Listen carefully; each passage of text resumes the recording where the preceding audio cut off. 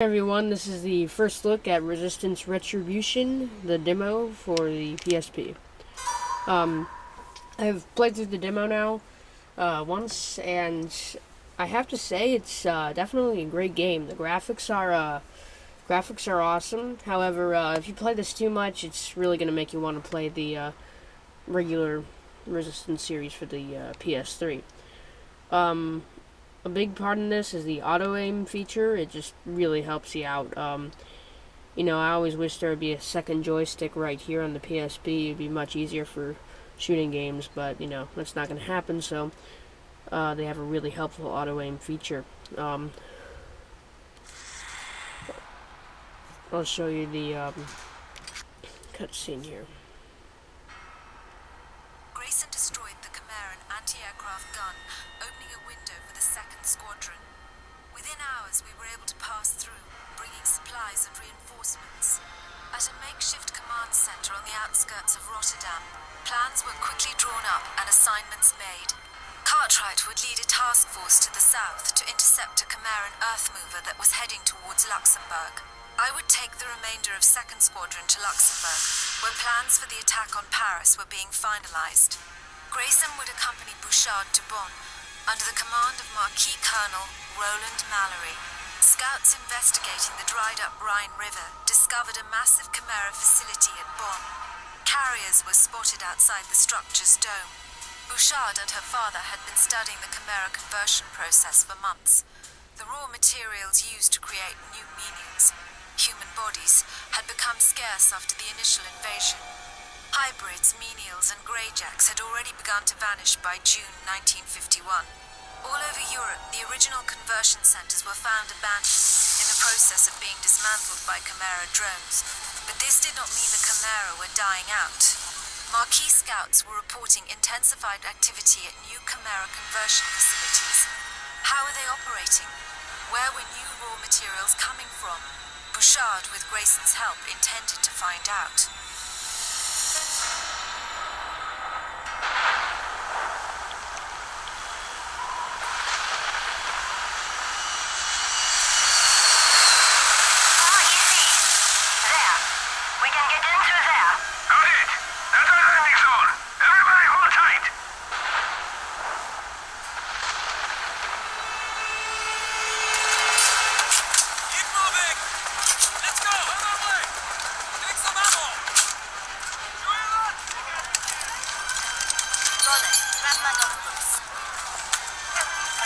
What are you going to do with that?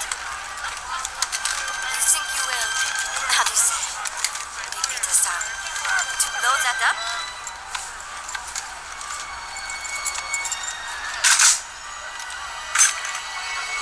Something like that.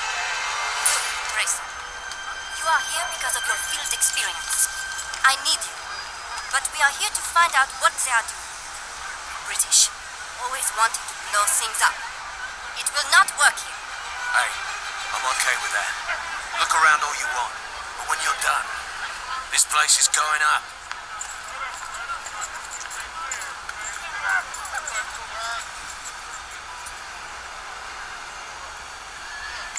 En marche! Let's move on! Come on, Tom. I want you in front of me.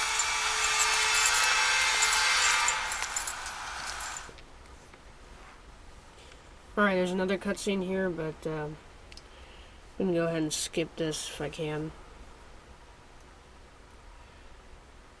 And you can still collect intel and, different weapons. It's a lot like the original Resistance and Resistance 2. Okay, now onto the game itself. I'll show you some gameplay here. You start out in the Chimeran facility here, and you're trying to rescue one of your partners, who is currently in the process of being changed to Chimera. As far as I know, this is probably taking place later in Resistance Retribution, because you have, all these weapons you start out with. I mean, there's your health bar, and you got all these weapons here. To reload, it's D-pad left. To switch weapons, it's D-pad right. D-pad up just kind of zooms in like this. And I'm probably going to die unless I get out of here. And to crouch or go into the prone position, you just go up to, I just got it.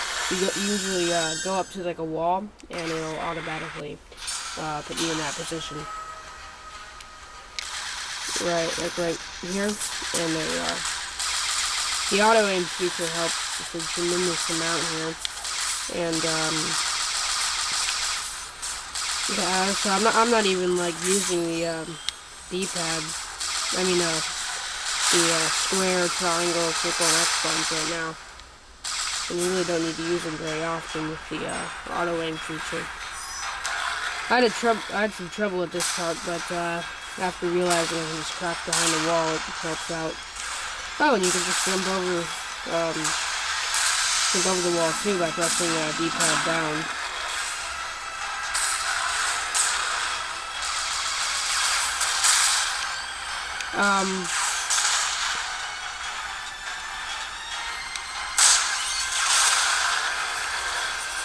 But the sniper rifle automatically goes into slow motion when you zoom in, which is a nice feature. And the grenades are just pretty easy to use too. And as far as I know, the Cloven, which are mentioned in Resistance 1 and 2, as far as I know, are like the focus for Resistance Retribution. In the demo, it's a lot of the same characters, except there is one which is later on. It's like a giant machine, which is pretty cool. And yeah.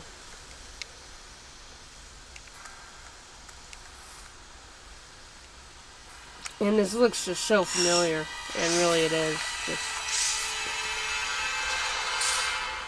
But like I said earlier, just playing this quite a long time makes you really want to play Resistance 2 or Resistance.